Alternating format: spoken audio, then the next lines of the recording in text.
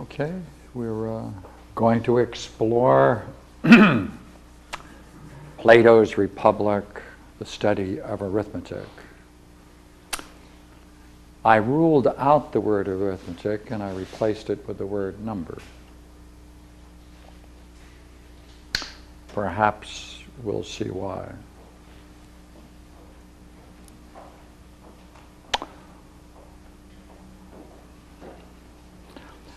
The study of number in the Republic is the primary study that's to convert the soul and turn it towards true being. Therefore, it's a spiritual discipline.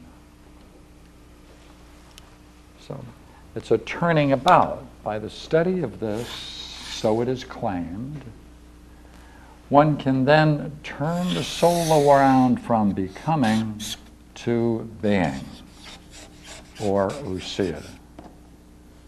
Sometimes we call that ousia essence. So what? What's so significant about this curious process? Well, I want to make sure we can take off tonight being clear on why it is considered so important to be able to participate in this realm called being. Now, it's going to take on certain qualities, and you're familiar with a good number of them. All right? Good old divine luminosity. All right? A brilliant radiance.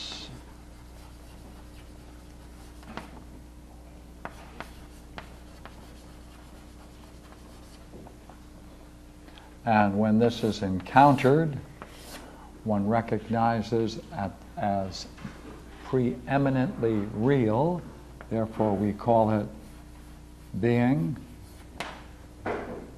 There's a vitality and total fullness of life or liveliness to it, so we call that vitality to it. And it partakes of the very nature of mind as insight or intellect.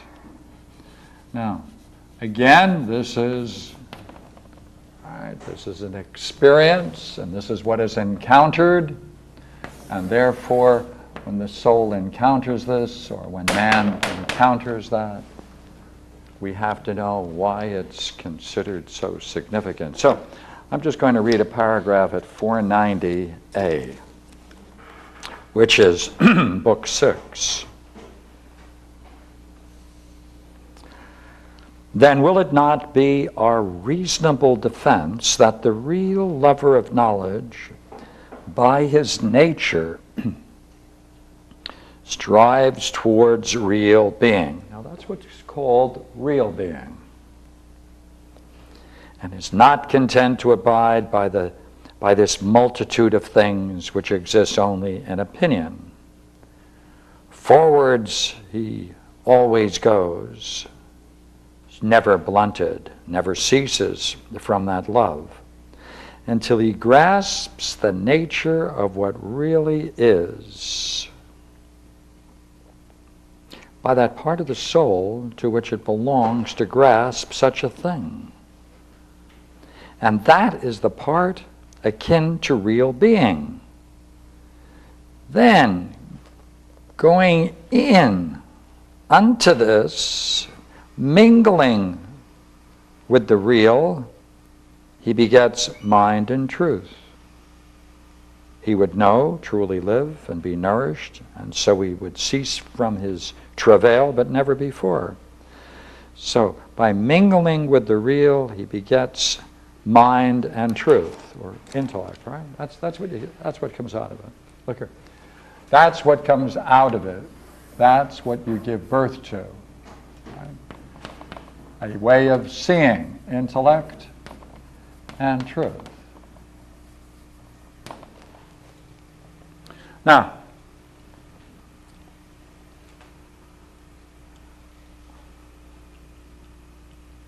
When we're now studying number in Plato's Republic, that is among the studies, basic studies leading to the education of the philosopher king. That's what it's all about. The first is arithmetic, as it's sometimes called, geometry. They talk about solid geometry, but it's not studied. Right? So we won't put it down. Astronomy, right? Harmony, the dialectic. It presupposes, this whole course of studies presupposes that someone has already mastered music and gymnastics in the way in which he understands those two terms. So this is the primary study, the opening study. And I'd like to go into it and explore it with you. Now, if I'm successful, you should be puzzled when it's over. That's only if I'm successful. If you understand it, then I've lost. All right. All I'm going to do is deal with a small section in Plato's Republic and try to bring out what's there, and that's what we're going to be doing. In this, this study of a number, we're going to call it number from now on. In this study of number, he gets to a key point, and he says, the whole discussion that we've been after is to make to designate the difference between the intelligible and the visible. That's the whole thing. That's the purpose. So that's why I wrote over here, the intelligible and the visible. Now, there's another word for this, which we picked up from that last quote. It's also called the realm of opinion, and this is called the realm of the intelligible. In any case, this is the divided line. In other words, there's an intimate connection between the sixth book of Plato's Republic called, in that great sixth book, there's a section called the divided line. And as you know, the divided line is made in such a way that it's constructed out of a golden section.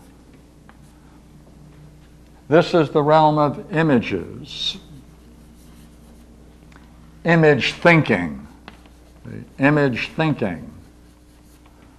The kinds of images that you have must come from something. They come from beliefs. Now, that's the visible world. That's our everyday world. That's the world of becoming. This is the world of becoming. This is the world of becoming. The next step is understanding. And the top, of course, is knowing.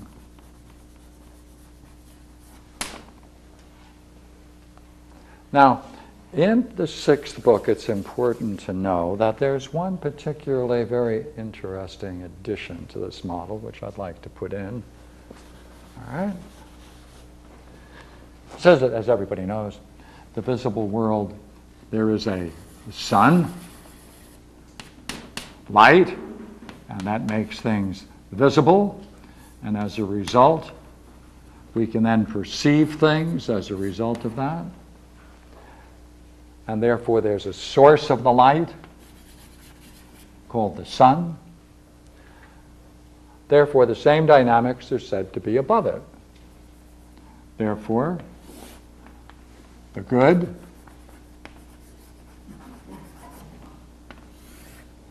that luminosity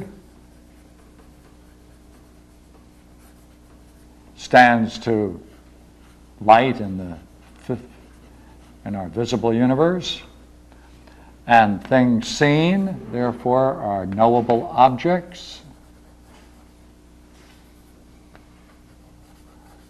Right, we'll call them the knowables.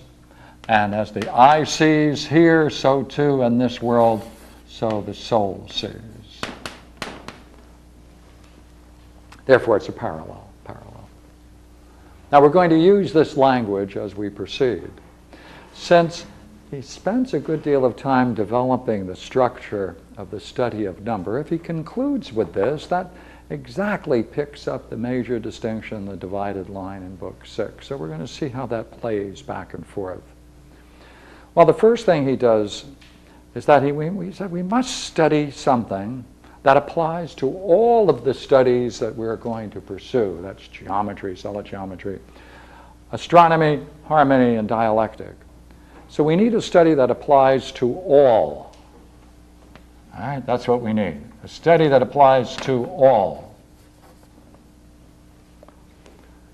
All the arts and forms of understanding and knowledge. Right? That's what we must need.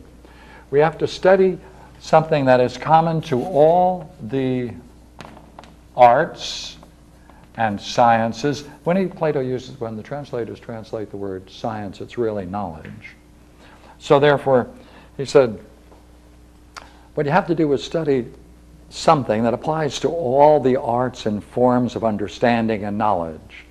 Now these two words, understanding and knowledge, as you can see in the divided line, we're calling that the divided line.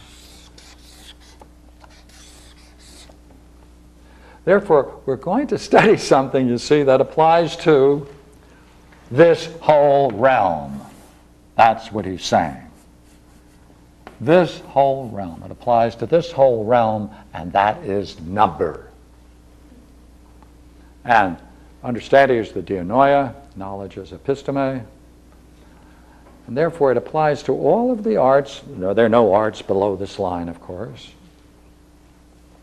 Arts in that knowledgeable sense, not popular arts, or visual arts, intellectual arts.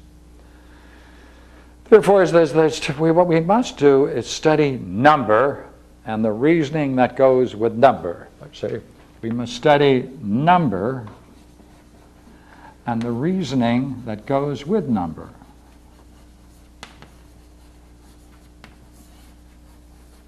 Now this kind of reasoning that goes with number is variously translated, and some translators call it calculation.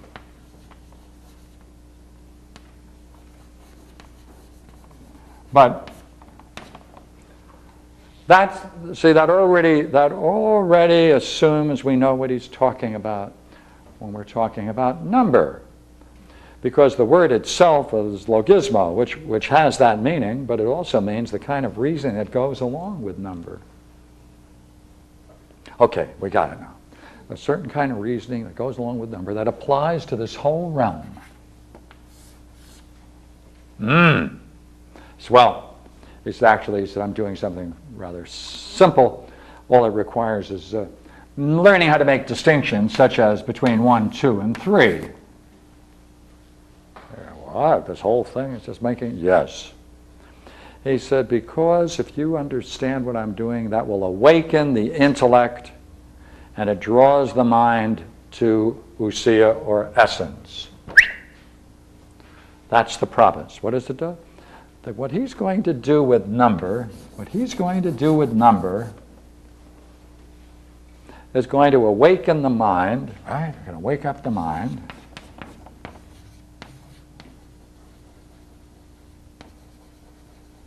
Right? Right? We're going to wake up the mind. Boom! Right? It's going to draw the mind to this very experience. That's what it's going to do. Well, so, by numbers, 1, 2, and 3, this is preposterous.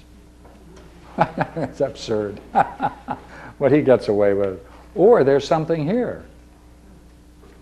I mean, this is either trivial, and he's building a case out of literally trivialities and making it appear profound, or there's something worth looking at. Well, we'll take a look.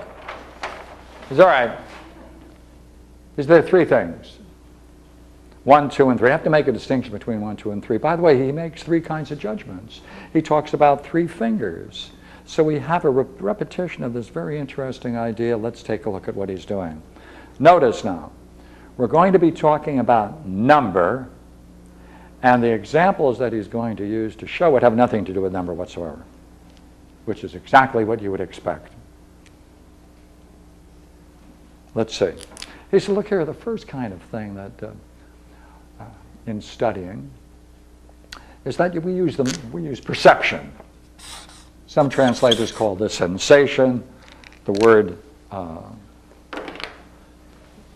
sensation isn't as strong because it's perception. All right? Because there's a class of perception, and it doesn't awaken thought, it doesn't awaken the intellect, because the judgment by perception is adequate for a whole class of things. Perfectly legitimate. There's a whole class of things that when you perceive, it doesn't awaken the mind to anything. There, a piece of chalk. Perception. No, nothing comes up. It's no problem. You can see it, call it that. Perception. He says, now, but there's another kind of perception that yields nothing that can be trusted. It's these kinds of perceptions that invite the intellect to reflection. Now, just look here. In order to make this clear, he's going to use 3 fingers. So you take the 3 fingers, and here you see a picture of 3 beautiful fingers, as you can tell. And he says, look, you know what? Each is a finger. Regardless of where it is, each is a finger. And in that respect, they don't differ. You can say one is bigger or smaller. You can say one is thinner or thicker. But this idea of bigger, all right, bigger, all of the ERs, that's a comparative judgment, right? That's comparative.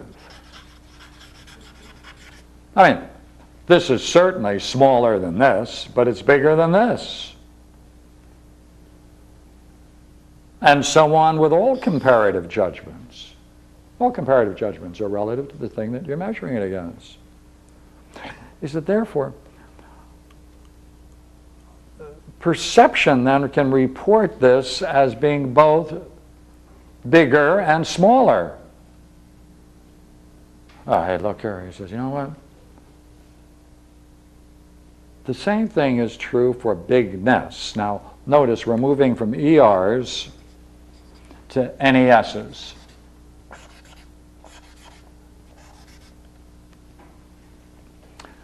He says, look here. Then, after all, what's bigness if it's dependent upon relative judgments? I mean, what's bigness? Is that independent of bigger? Yeah, you're pulling somehow a quality out of what you perceive as this is bigger than that. You're trying to grasp something beyond the comparative judgment when you talk about bigness, that quality of bigger. But then when you talk about bigness, exactly what do you mean? Does it mean anything just by itself, bigness? Well, yeah, it's that quality which runs through all the judgments I make when I'm talking about something's bigger than something else, but of course it brings in the other one depending upon what I judge it against. Well then, you see what we mean by bigness. I'm inviting you, right, to reflect on what we're talking about, because I want to know whether the thing I'm talking about is 1 or 2. Look, when I say 2 pieces of chalk, one's bigger than the other. Bigger, is that one thing? Bigness, that's one thing. No, bigness is related to smallness. Looks like I need to reflect on this a little more. Second kind of judgments, you have to reflect a little more. This is easy, the first class of judgments, very easy. Solution. Well, the solution is, you know what you have to do? You have to invite the intellect, you have to invite your mind to contemplate the great and the small as distinct entities. Take it out of the class of comparatives. You have to pull it away. You have to say, what is bigness after all? Consider them as distinct entities. Now what have you got to forget that relative business for a moment? Now once you do that, you raise yourself to this question. Right now you can ask, what in the world is the great and the small?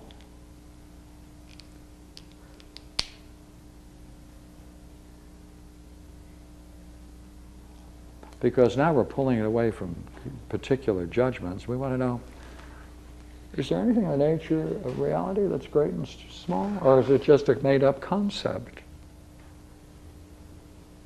Well, wait a minute. Have you ever seen a great mountain? Yeah. Is there some idea of greatness in that? Is that something you can grasp as you perceive it? People now. All people the same, or have you encountered greatness? Then what is that greatness, whether it's in a mountain or in a person? What is it? Huh. Well, look here. Look here. That's the origin of this distinction between these two realms. That's what he says. Remember what we said earlier? This kind of thinking pulls you out of this realm, the visible, the world of becoming, and gets you thinking about subjects which are very strange, and invites the understanding to ask this question: what in the world is the great or the small? Look here, is there anything magnificent? Is there anything that has some vastness to it? I mean, is it there? What is it? What is it when it's there? Is it just a conclusion from sensation that we draw? Yeah, but is it there? Well, now I'm pulling out of the world of becoming, and I'm now dealing with whether or not they're a class of things you can talk about independent of sense experience. Right?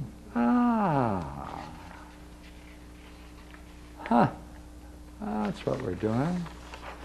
Now look here. Third class. Remember 1, 2, 3? Then he turns around and he says, all right, now that you see this, what? Now that you see there's these two kinds of thinking, in what class does number and one belong? That's the question. Okay, that's the working question now.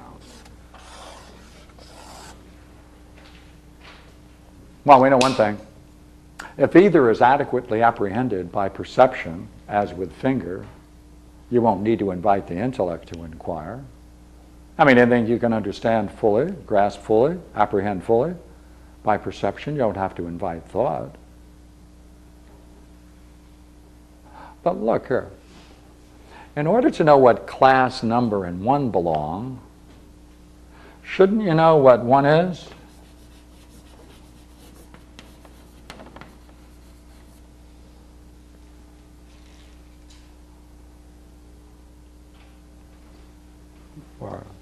What is the one?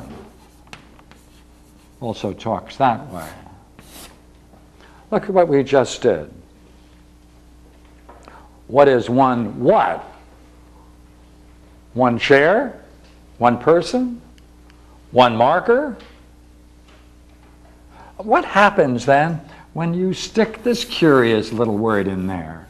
It makes it into a substantive, as if it exists in its own right. Well, that's right. That's what it does. Now, why does he talk about the one? Oh, I forgot to tell you something, but you already know, but I want to remind you now. The idea of the good, remember? The idea of the good is equally expressed as the one. Look here. The highest concept, the good, is also described as the one. The one, the good. Now, what's the relationship between this highest term called the one and number one? Oh, look here. I know what to do. We'll just figure out what one is, and then we can decide what, in what class it belongs, and then we can worry about its metaphysical significance. So wait a minute, or do we have to first know what it is before we can put it into a class? Well,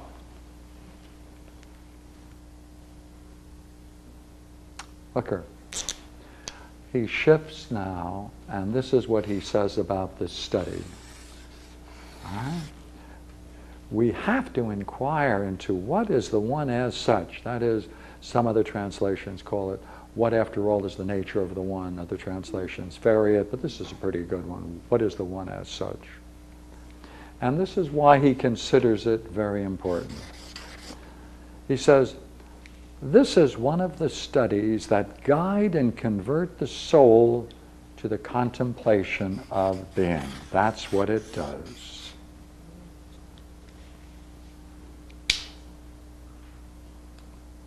Well then,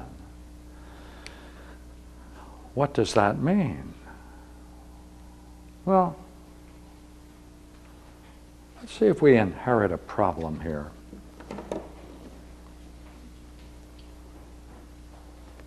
If there are two things,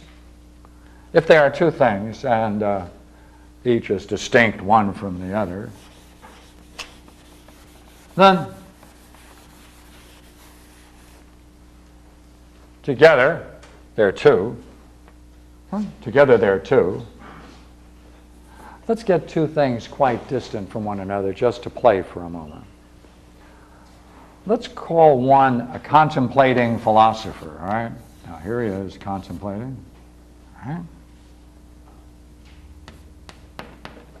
And over here, let's get someone on the other extreme and say, here we have a warrior.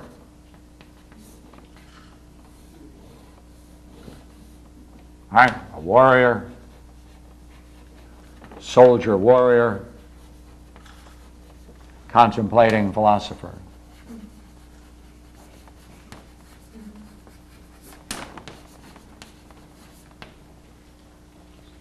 Now, we have two, there are two of them, and each is one.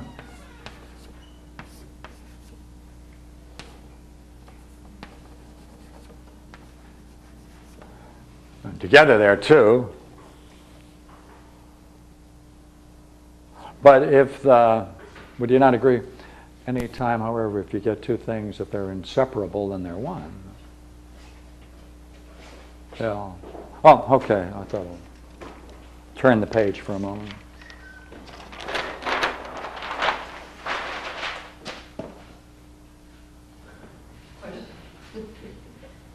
This is one of the studies that guide and convert? Is that the study number? You got it. Is that foolish? I mean, everybody studies arithmetic and knows numbers. There isn't anybody who's been to school for more than a couple of days, or even before they go to school, that they know what one is. Would you not agree with that? Yeah, that has to be. And therefore, there's no reason to study something that everybody already knows. It does seem rather odd. Yeah, good. So look here. Then these two appear to be two. And each appears to be distinct from the other. Each appears to be one, both two. Each appears separate. But if each is one, then together they're two. But if there's something about that that's inseparable, then it's one and not two. Wait a minute. Is it possible that there's something about these two? Is it possible that there can be something about these two quite distinct professions? That's one? If so, then you must look for the oneness, certainly not in the way they're functioning or their descriptions. But this is the heart of Plato's Republic, because his philosopher king is called a guardian, a soldier.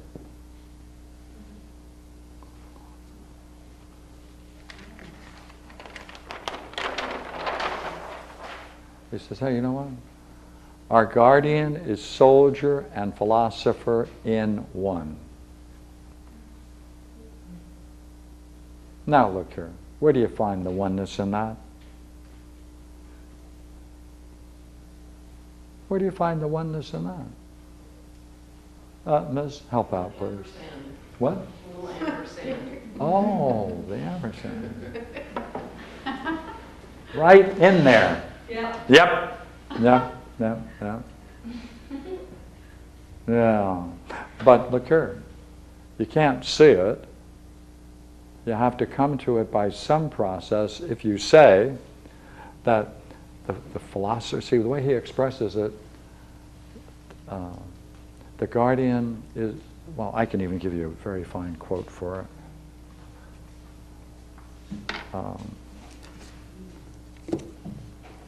The way he expresses it is just a delight.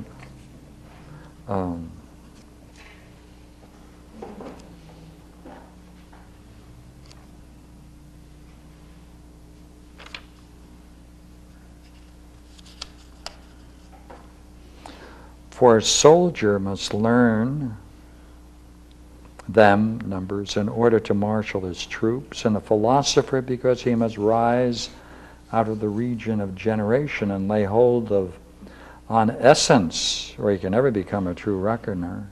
That's so. And then he comes back. And our guardian is soldier and philosopher in one.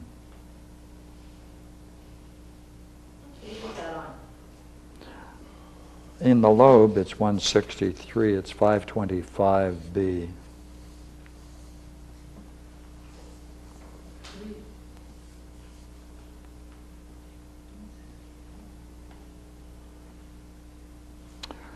Now look what he's saying now about it.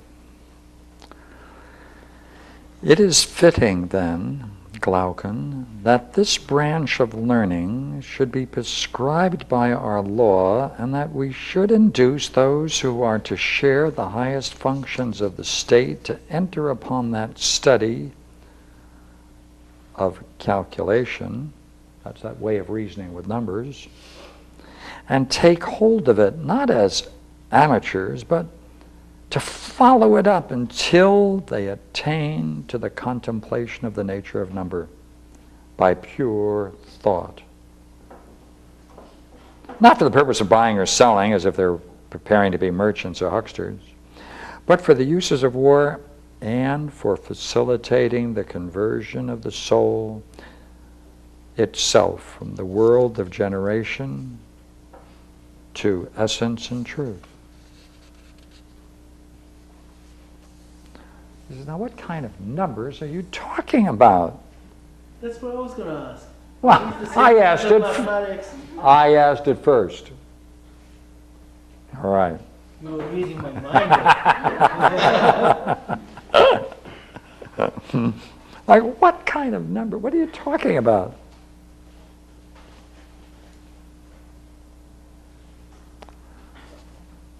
Well, he says, in what respect? Why, in the respect of the very point to which we're speaking, that it strongly directs the soul upward, compels it to discourse about pure numbers, never acquiescing if anyone prefers to it in the discussion of numbers attached to visible and tangible things. So we will not talk about number in respect to any tangible or visible thing. First rule. Second rule. For you are doubtless aware that experts in this study, if anyone attempts to cut up the one in argument, laughs at him and refuses to allow it. But if you mince it up, they multiply, always on guard lest the one should appear to be not one, but a multiplicity of parts. We're not going to talk about the one, therefore, in terms of any multiplicity of parts. It has to remain pure and whole. Second rule.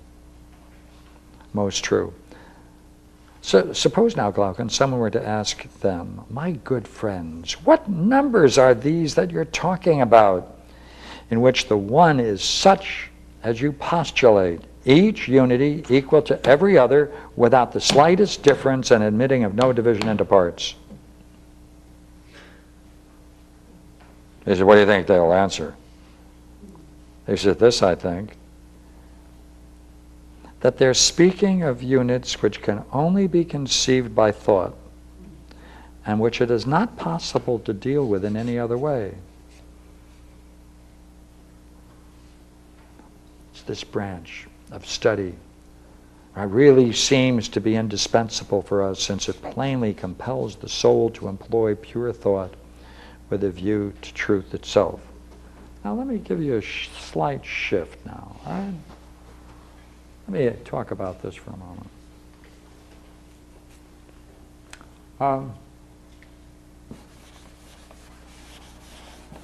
Let us say they are some good things. All right, there are some good things. I'll mention a couple, you can do the same.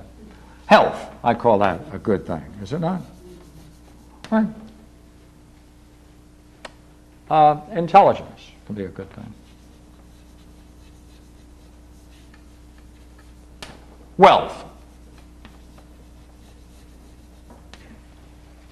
And you can add any number right after this. All right? One of the ancient problems, I'm going to sneak it in here, and I hope it doesn't upset anybody. Right? All right. Let's look at these words.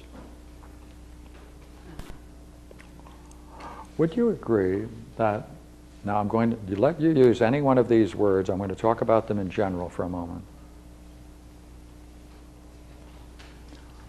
that there is something about them that we're calling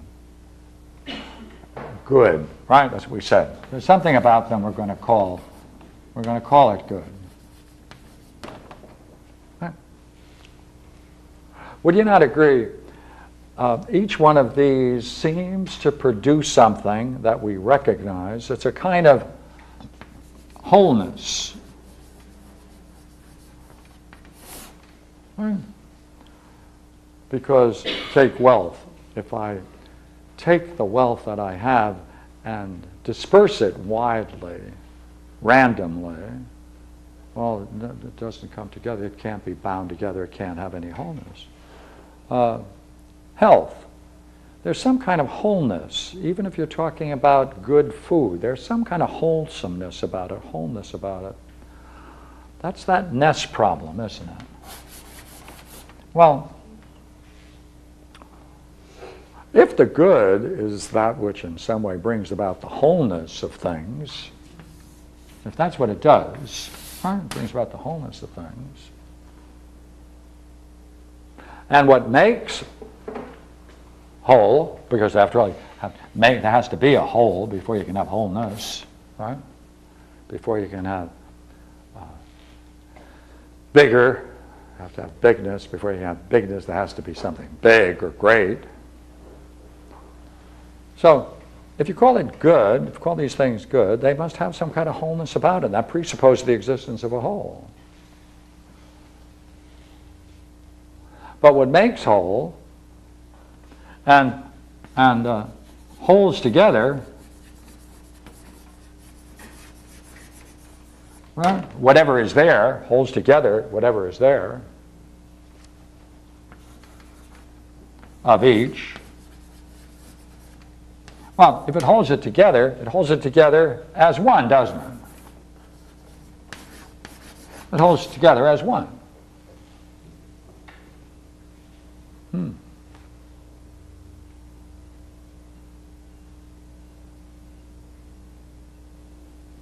And would you agree, if it holds it together at one,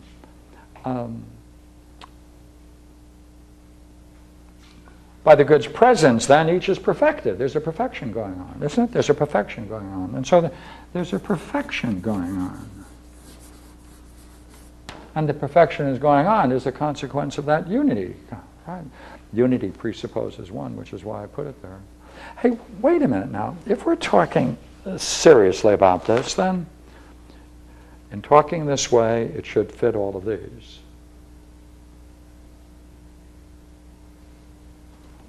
Well then, can we talk about wholeness without talking about whole? Can we talk about whole without something holding together? Right? Or whatever it is, the being of each. And if you can talk about what holds it together, then it has some kind of curious existence as one. Because as a consequence of its presence, it brings about the perfection of each of these things. And if it brings about the perfection of each of these things because of some curious thing called one, then that oneing process must be some process inherent in whatever has a goodness to it. And it's because of that oneing process that the wholeness and the whole and the perfection of each is brought about into a unity. And oneing, of course, presupposes the one. Right, doesn't it? Yeah, yeah. I wonder what the one is, just by itself. What is the one? Since it seems to be an evidence in any of these in the way in which we just talked about. Yeah, yeah. Let's change that good to bad. Okay. Oh, sure, we can do that. Yeah. Identically? Yeah, yeah, yeah. Except we'll have imperfection rather than perfection. Yeah. If we call it bad, then will it still? No, that's okay. Call it bad for a moment. Intelligence definitely can be bad. Wealth can be bad. Humor can be bad. Health, most probably, I can't immediately think, but I'm sure. Oh, certainly. Can be bad. That's true. You mean if something else is added to it? No. Just a lot of intelligent people are That's very true. unhappy. A lot of wealthy people. I think you're quite right. Produces a lot. Yeah, that's what absolutely. most people would say badness, etc. And yet Yeah. the wholeness of Yeah.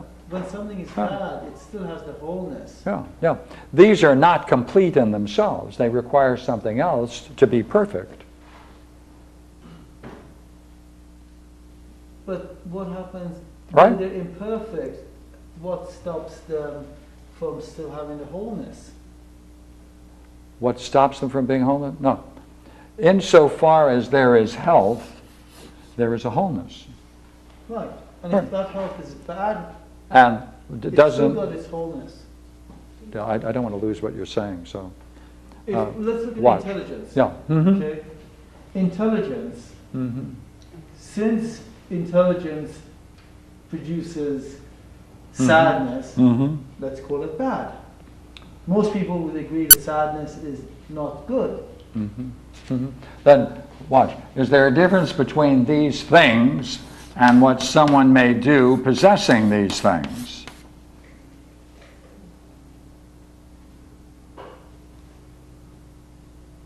If the outcome of someone having that is bad, then I would say intelligence is bad. Yeah, but that wouldn't be the case, would it? It's, because intelligence isn't bad, it's what you should put it to. Health isn't. Then it can't be good either. Pardon me? Then it's not good either. Yeah, okay. Our point would be, we can call it good if there, from our judgment, there's a goodness about it. That is to say, if it has these qualities. It is not the good, you're absolutely right. Like, take health. Look here, watch.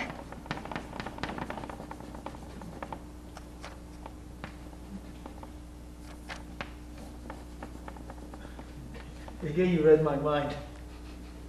Right? Yeah. He can be in perfect health, and he can be very intelligent and have the wealth of the ages about him. But does it depreciate the fact that he's healthy because he used it for the purposes that he did? He's still healthy. So being healthy is a condition of all the parts functioning together on an ideal level, so all the parts come together and produce a wholeness. But depending upon what you use them, then this thing might become one. So, the whole goal in this game is when you talk this way, now we only have one question, and that's the big one which you're on. Can the mind be a one? Can the mind be a one? That's the whole issue. If the mind can be a one, if there can be a unity of the mind, wholeness, holds together, be a one. And therefore, what's quite interesting in Plato's Republic is that it ends precisely on that issue. And let me see if I can give it to you quite clearly.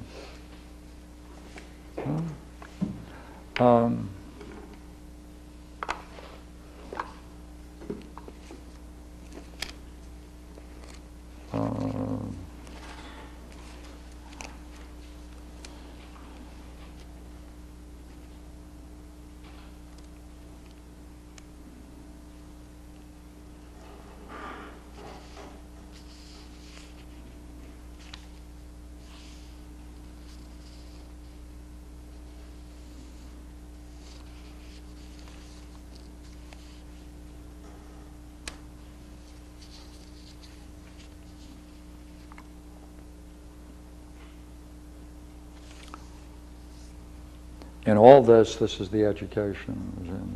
And the big conclusion in Book 10, I'm on 603D, Book 10. In all this, then, is a man of one mind with himself, or is there a rebellion within him? Is he at war with himself in his doings? As where sight was concerned, there was internal strife, and he had contrary opinions within him about the same things at the same time. Oh, I remember now.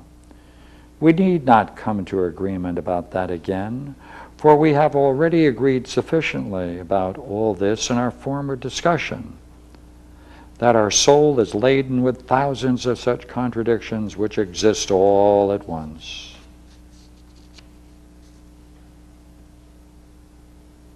Right? So that's the nature of man. It's contradictions. We're full of all contradictions. What's the goal then? This then is a man of one mind with himself. Can you bring about a oneness to the mind? If you bring about a oneness to the mind, if I can just jump back into the idea of justice, notice how the idea of the one reappears. I'm on 443DE, Book 4. And he's talking about the three parts of the soul. And I'm just skipping in here. But he must have managed his own well, and himself have ruled himself, and set all in order, and become a friend to himself. He must have put all three parts in tune with him, highest, lowest, middle, exactly like the three chief notes of a scale, and any other intervals between that there may be. He must have bound all these together and made himself completely one out of a many.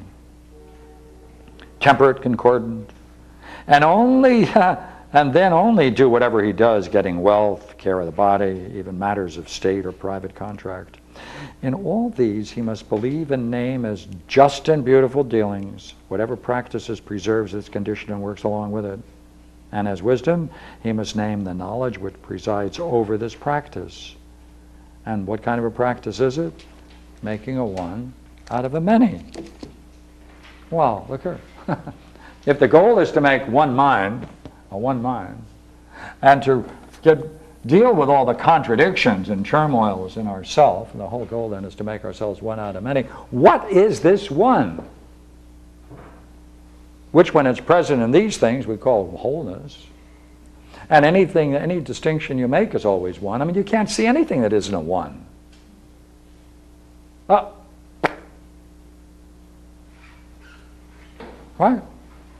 Anytime you use the mind, you're making distinctions. Right? Whole, one, whole, parts, unity, all the time. Therefore, look here, all we see are things, each a unity of parts, but as each thing is one, it is no different from any other one. So wait a minute. So is it possible to grasp the nature of one? Because if so, then we'll see the oneness in each and everything, and there's no difference. But wait a minute, you mean there's no difference between this and the oneness of a man's mind who's been brought to a unity? The oneness of health, the oneness of intelligence? Well, I know how you decide that. All you have to do is know what the one is first.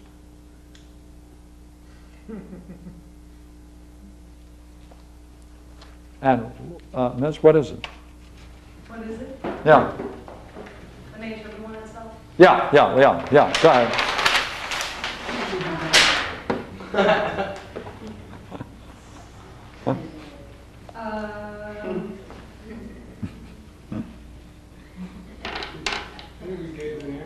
Arithmetic. Pardon? Arithmetic. Yeah, but now look here. See? Look here. Let's take a look at arithmetic. strictly speaking, right?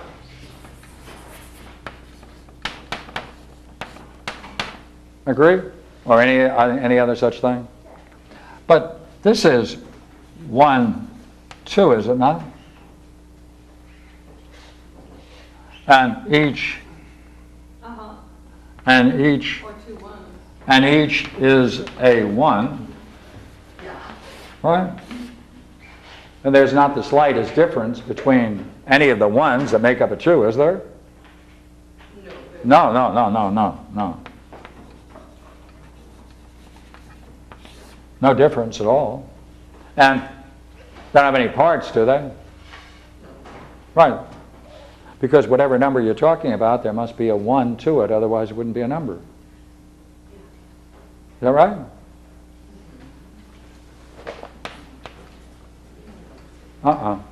It's always over 1.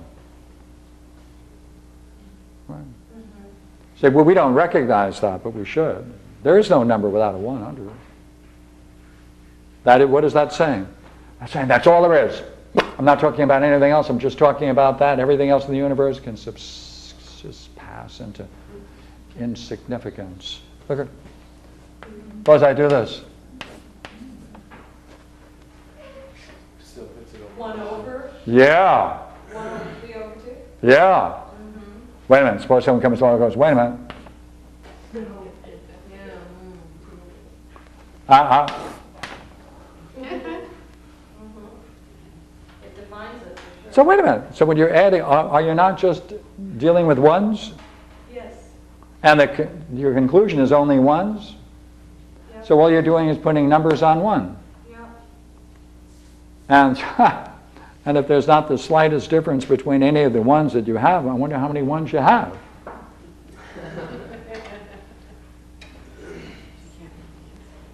Sounds weird now. Good. I hope so.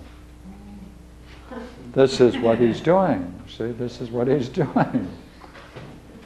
So, yes, Well, David? I was thinking, I was thinking like the concept of health, the concept of health should also suggest disease. And if we would have put disease, we would have put disease under our list of things, and we could and if the one and we would call it good as well, then Let's try it. then in ignorance and call these things are in the same list, then when we talk if there is one and there's no difference between disease and health or between ignorance and intelligence, then if they are the same, then what is the nature? Yeah. The nature of the one, and I think I said, well, when a person, the process of wanting, just as we found the single identity of the philosopher and the warrior earlier, and that by contemplating, I guess by searching for their oneness, we were able to make the warrior and the philosopher one. Then also it would seem that contemplating the concept of disease and health and see that those concepts of one are one as well. Of course. Of course. You see, if you have the idea of disease and health, that is one. And what would that oneness be? All the ways in which man can represent his physical condition. That's right. Ignorance and intelligence. Between those two extremes, you can represent all the degrees to which man can be said to exhibit the one, and by its deprivation, the other. But there's certainly a difference between the oneness of each of these, because while each is a one, would you not agree, disease as different from wholeness presupposes the parts of whatever it is that has disease, the parts of the body, are not functioning either together or separately as a wholeness. But there is some malfunctioning. Therefore, this is a matter of degree disease, right? As it moves away from wholeness, whole, and all things together into a higher unity. So, yes, it is possible to talk about the difference between each of these being a one. How can it move away from whole? How can the one move away from wholeness? Well, see, the wholeness that it has only on condition that all of the parts function together ideally. This is an emergent condition. It is an emergent condition. It is not intrinsic to the thing. If it were intrinsic to the thing, it could never depart from it. Well, if you say that, then it seems as though you're suggesting that wholeness and oneness is periodic. That at one time we have wholeness, and at one time we have oneness, and at one time we have the many. Yes. And it seems as though, that's right. in my own thinking, it seems as though that that's not the case. It would seem that either there is one or there is not one. Either there is one or there is the many. You're absolutely right. These things are in the visible world. And therefore, if there are going to be these things purely, it can't be among things that are physical and depend upon other factors coming together into a unity. Therefore, the question is now, looking at this word, being, that we used before, right, whether or not these words and this vocabulary fits that uniquely, but only appears in the physical world episodically, periodically, and only manifests itself under certain conditions. That's right. We want to see whether or not we can gain an insight into the legitimacy of these terms when applied in the physical world and lifted up into the intelligible world where they stay constant and inseparable. That's right. Yeah, that's the goal. Yeah. So what we're saying is that somehow in the world of becoming, this is the world of becoming in appearance, we see the presence of these higher qualities,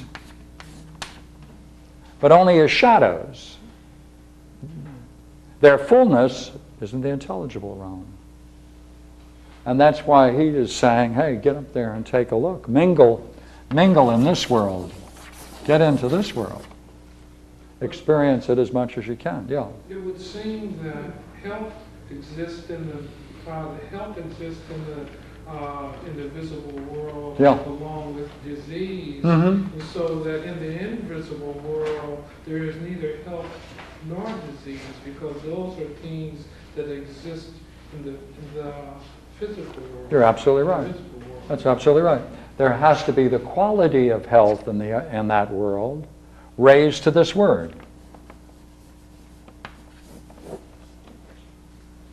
That quality of healthiness, fullness, full being, uninterrupted excellence. That's right. Health in the body is a shadow of that. Yeah, that's right. Question? Sure. You were saying that everything is a one, all things are ones, and the one is an infinite sequence of ones. Yeah, and the mind can only function grasping one. Oneness all the time. So It's like trying to drive down the freeway and to read a billboard, to look at a billboard sign and not read it. So if the one is an infinite sequence of ones, the warrior and the philosopher are just two states of the infinite sequence of ones. There's a lot more to it than just that, right? Because yes, he's inviting you. If the warrior can become in fact the philosopher, and the philosopher in fact becomes the warrior, if there isn't any difference between them, and they both achieved a state of mind which can be called one, then what kind of one is that in the mind which can be present in both, yet they appear, so the word appear all runs through the whole thing, so different and distinct from one So another. the warrior and the philosopher is just another spin on the bug and the butterfly. The what? Another spin on the bug and the butterfly. I don't know that's in. The worm and the butterfly? Yeah, the worm is- Caterpillar and the butterfly? Oh, okay. Yeah. One is the other and the other is the one. I'm just trying to figure out, if the one is in the sequence of many ones, they're all one, why he chooses a particular warrior and a philosopher to play out this game. I mean, you could just as easily be a bug and a butterfly, or well, I guess there's other contradictions too. Well, Oh, is he just trying to show? He's just trying to show a contradiction so that you pop into the contemplation. Is that it? Or? well, first of all, I appreciate you trying to, keep talking, because that saved me from your first question, which I enjoyed more than you. Oh, I'm sorry. I didn't mean to. No, I'm joking. No. Sometime when you have a good question going, just let the other, let them have it and don't save them with another.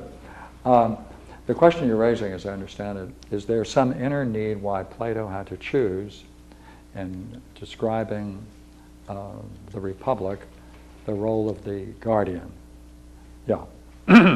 And his whole purpose is that there are three parts of the soul, and what you need is that the intellect or the mind, if you want, right, the spirited part, not spirit active, and the appetitive, right? Pardon me? The physical? Yeah, appetites, the appetitive, right, spirited part. This is the soul. This is the, all right. And his primary goal is to try to show that justice in itself is its own reward. That's his primary goal. The whole Republic is nothing other. Matter of fact, its title is dikaiosune. Righteousness is a better word than the word justice, because the word justice in our society is intimately connected with law. And it shouldn't be, because that's not what he's doing. It's righteousness. As of the quote I just read previously was a state of justice. Now, if this is the condition, he's saying, look here, these two have to come together. The spirited part has to accept the intellect or mind as its ruler. You just proved to me why it's Right? So from this, he naturally gets the ruler, that you have to rule your own soul. To show that and to explore how you can become a ruler of your own soul, he said, that's so difficult, I'll make an analogy. And that is, the soul is going to be said to be like the city-state. And therefore, I'm going to design a city-state, because it's easier to see in something large than see something small. And therefore, there must be a special class of people in the state that are going to be guardians, rulers, just like in the soul there must be a part within us that's going to be the ruler. And we'll call that ruler our guardian. And he calls that guardian in the state the soldier, the warrior king. You got ahead of me here. Okay? Does that help answer the question? Or we can go back to it now? You elaborated more than I thought you would, Oh. but that's probably good. But I thought that maybe the mind and the spirit would be like a philosopher. A spirited mind would be a philosopher, and a spirited appetite might be a warrior. That's not the way to think about it. No, I think this takes the exact same form, by the way, as the Bhagavad Gita. Arjuna the warrior is the philosopher. He becomes the student of Krishna, and finally he has to learn how to become the philosopher in action to achieve what the other achieves in contemplation. For in the Bhagavad Gita, there's no difference between action and contemplation. They're both using the mind in some direct way. Pardon me? A spirited appetite like rage or hate or Yeah. who can actually, that's Well- on a mass scale, that's war. Yeah, and the whole question is, can you go into war without fear and without anger and fury? Can you keep your cool in the middle of a battle? Probably a better warrior, yeah. And is it necessary also in contemplation to have a detachment to whatever comes up in your own mind? Okay, all right. See, the classic problem is the sannyasin, the one who goes off and lives in the forest contemplating, avoids the life of action. Right? But he can't escape action because between his ears, meditating, he's going to have to deal with all kinds of content of his mind. That's going to urge him, even in the world of imagination, into action. He's still going to have to deal with action, either in here or out here.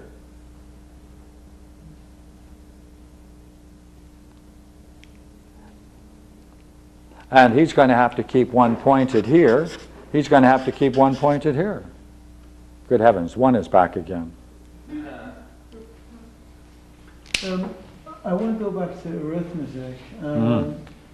As far as I know, the Greeks didn't have a symbol for zero, Or, yes, whereas the Indians did. true. And he starts with a 1, but lots of esoteric systems, let's say Kabbalah, starts with a 0, which is even higher than the 1, or not higher, but predates or comes. It's more abstract than the 1, or I don't know how to put it. Definitely in Kabbalah, Yeah, 0, and then the Yeah. Hindus have Yeah. a 0. You can Yeah. get the concept of nirvana and all sorts of. yeah. In the Kabbalah, or do they have a one, is that Before you the get the 1 to- or 0? All right. Is there such a thing as 0? there's the Ein Sof, etc. All the things which come before you actually get 1. Yeah, Oh, so there is such a thing as 0. It does exist. they don't call it 0. They call it Well, but unlimited light. okay.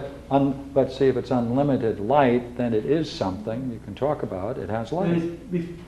Therefore, it's 2. There's 3 zeros which Yeah, come. You can yeah, say so- before you even reach the 1. See, okay. You see, if it is light, and it is, then it's something that is and has light, or these two qualities. Therefore, it's dual. It's like the Tao. It's as soon as you start describing it, Yeah, you're going okay. wrong. So it is something which is just before, even more essential, if Yeah. you could say, Yeah. than the 1. See, the idea of the one in Plato has no predicates. In You- Plato doesn't, but I'm you saying can't in other systems, Yeah, but you can't even call it one. then it becomes the same as Tao. If you Right. can't call it 1. You can't call it one. The first hypothesis, stay there. Right, see, it stays there. Right? So, his idea of the one, It's the same as that. yeah. Yeah. As a matter of fact, he has 5 different ideas of the one, and that's one of them. That's a joke. Historical question was. Pardon me? Pardon me, I was chuckling. Historical question was Benjamin Franklin a philosopher king? Benjamin? Franklin. I don't think so, because there's no room for a guy that goes around and flies kites in the storm. Yeah, but he was. Although he did get But he was. eliminated. But wasn't he healthy, wealthy, and I'm wise? joking, I'm joking. Wasn't he healthy, wealthy, and wise, and he was? I think he's got a lot of very fine qualities. I've never thought of that question. It's a nice one. And if I knew more about Benjamin, I guess I could answer you, but I It don't. seems like we were all philosopher kings. They were just, some of us were better at being a philosopher king than others of us. And for him, you see, for him, it takes a particular quality which comes from when you're firmly entrenched here, when you can remain there, when you can firmly grasp that realm. So, as he calls it, settled. When one is settled, then there's the birth of intellect and truth. Which then, once that's born, you see why that's so important in Plato, especially in the Republic, that the whole training is to bring about that experience. Why? So then you can use that to then, to the higher study, pursue the nature of the one. That's why it's used. See, that's the intermediary step. Yeah. About the philosopher king, within Islam we have a story, and other traditions have the same story described to other people. Ali, the Prophet's son-in-law, and the first Imam, was fighting a war, and he was about to kill an unbeliever. And the guy spits in his face, and immediately he stops and does not kill him. And the guy says, "Why did you stop? I mean, you were about to kill me for God, and now I'm spat in your face. I expect to be killed." He said, "I was angry. Beforehand I was doing it for the sake of God. Now if I killed you, I would be doing it for my ego. I cannot do that." And immediately the guy sees the truth and converts to Islam, of course. But it's the idea that to be a philosopher king, you have to be a warrior, but you can't take it personally. Yeah.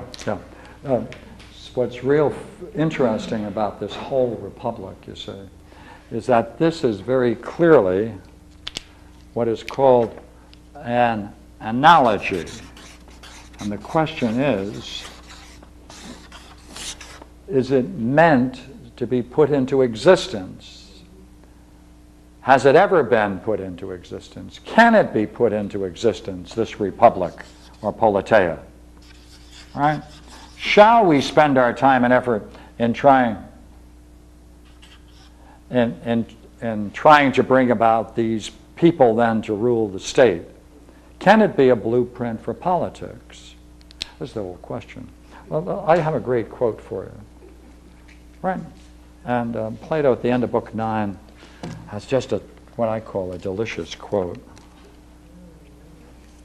And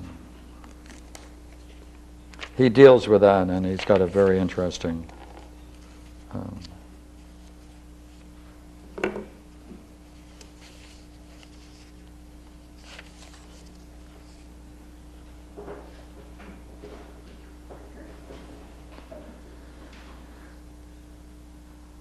at the end of Book 9.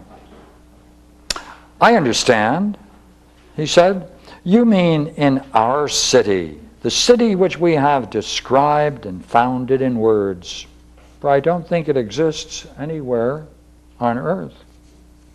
Socrates comes back. "Well, in heaven, perhaps. A pattern of it is indeed laid up for him that has eyes to see, and seeing to settle himself therein. It matters nothing whether it exists anywhere or shall exist, for he would practice the principles of this city only, no other." So it's not even, it's not a, hi. Hi.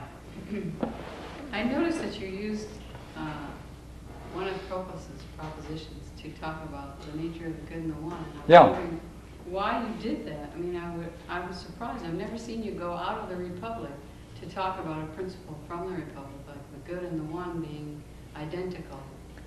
It would save me a great deal of time, which is why I did it. I have to bring in the theory of art and a lot of other things. Okay. So this that was was really interesting. I've never seen you do that This before. was, yeah. Because you did have to pull in a proposition from another guy who came after Plato. Yeah, but I think And that it can showed also, Does I it think it's show possible to find it in Plato too, by the way. Okay, Yeah. does it show it better than the Republic? I mean, was that Well, one did way? it save me time? I guess so. Yes.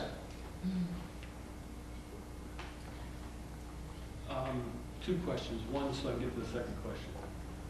First question, to avoid what happened last time. Are you familiar with that guy, Gurdjieff? Yeah. Okay. then the question is, when you were reading 443DE, it sounded like he was talking about all these multiple ones within the psyche. Mhm. That's the guy who really pulled it all together, had sort of bound up the three qualities and then Mhm. pulled all together, all his ones into one. Mm-hmm. In that Gurdjieff, he sort of talks about all the ones sort of, you know, every once in a while taking hold of you in a random manner. He says to just look at yourself all the time. If I understood what he's talking about, he's saying just watch yourself all the time, and then after a while, if you keep watching, you do it steadily, all that stuff dissolves, and then you have one self. Yeah.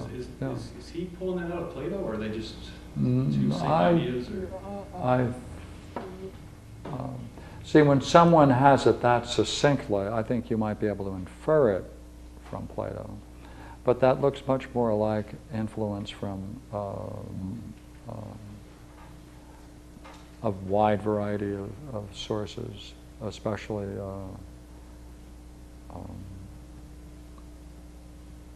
Sri Rama,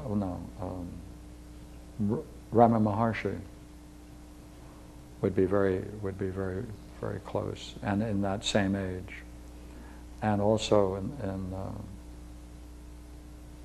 certainly in Neoplatonism, the latter part of Neoplatonism, rather than Plato. Because, let me give an example, and in Buddhism, of course. What is it that sees and hears at this very moment? Right? Like right now, what is it that's seeing and hearing? So keep yourself right in the moment. Right now, what is seeing? Forget everything else. What's seeing right now? And the fun thing would be, if you were able to grasp that, would you use terms like the one?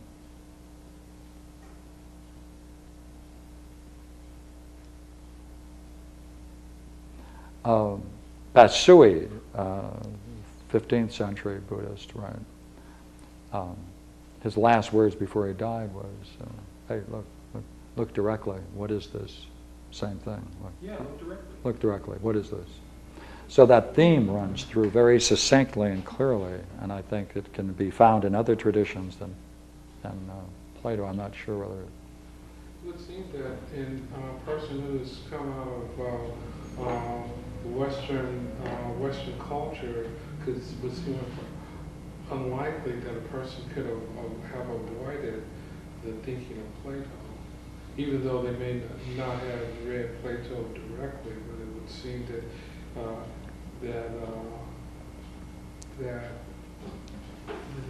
the progression of philosophical thought in Western culture would have come through. Not that these ideas are necessarily original with Plato, but they would have come through Plato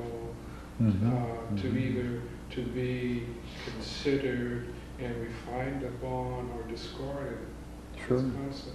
Yeah, sometimes they make a distinction between book religions and non-book religions. Revealed religions, Zoroaster, Judaism, Christianity, Islam, they have book religions, and if their books were to disappear entirely, there would be no basis to restore them. But in non-book religions, you find a commonness that is present throughout history. And you could destroy all of those works, and someone could rediscover the same thought in different forms, and you could easily reconstruct it. Those are the two different ways of looking at book religions and non-book religions. So yes, I think you're right. I think one of the most important questions you're raising is whether or not we can see behind Plato that there must have been a vast and profound tradition, because he comes so full and complete when he enters into literature, which was just beginning in those days. I want to ask about Plato and Pythagoras. Is there any relation between Socrates and Pythagoras? Because all this theory of number, etc. is extremely Pythagorean. Yes, and he does very often use people's names in his dialogues that were Pythagoreans, like the two major thinkers in the Phaedo. and in other places. What was And Socrates' certainly the teacher? What was Timaeus, the she- Timaeus has a lot of Yeah, numerology. but what was the background of Socrates' teacher? We don't know anything. No. Has anybody else written about her? Because other people wrote about Socrates, but has anybody Yes. else wrote about Socrates' teacher other than Plato? Many people want to say that when Socrates references his teacher, it's a myth. He just made it up. Other people say, no, it must have existed. And the reason, perhaps, why there's such a difficulty in it, is not only because he always has a lot of fun, and you never know sometimes when he's being literally true or not, is the fact that he mentions that his teacher was a woman. Exactly, yes. And you have to be careful about that. I mean, you don't want to give too much credit to women. So his teacher was Diotima of Mantinea, who was a very, very magnificent appearing woman. And so many scholars want to say, oh no, that could never be, that could never be, but I don't know. Having gone through academic philosophy and made it out without losing my mind, this idea of the Republic being something of a full theory of the state or something like that is really pervasive in academia. And it seems to me kind of ironic. It seems that if you push the Republic into some sort of manifestation, just by doing that itself, you're pushing yourself below the divided line. That's right. You're trying to create a set of beliefs and images, and somehow or another handle Plato as that, which is some kind of concrete idea, and then you'll search around history and look for certain people who may or may not be that. And if you do find people in history, I would find that they're probably not very famous to start with, and that they are quite introspective and contemplative people, so that they can use the analogy here. Because once you say, okay, this is Plato's theory of the state, then you're already stuck in the world of images and beliefs. Sure. You're not going to go anywhere. I think your point is well taken, that if you were to try to bring this into reality, Socrates would have come by and said, hey, excuse me, before you do that, why don't you bring yourself into a oneness? And if you do, maybe you won't be foolish enough to try to build something. But I think the people who have a lot of fun with this concept are the Taoists. And the Taoists, there's stories of people discovering a wise man and trying to bring him into the public arena and make him a public magistrate, and they hide and they run away and they don't want to be caught. Okay. All right. Good. Thank you. Thank you. A lot of fun. And I can only leave you with the question of what's the one? I know. Good. One more than zero. Thank you very much. It seems like the whole thing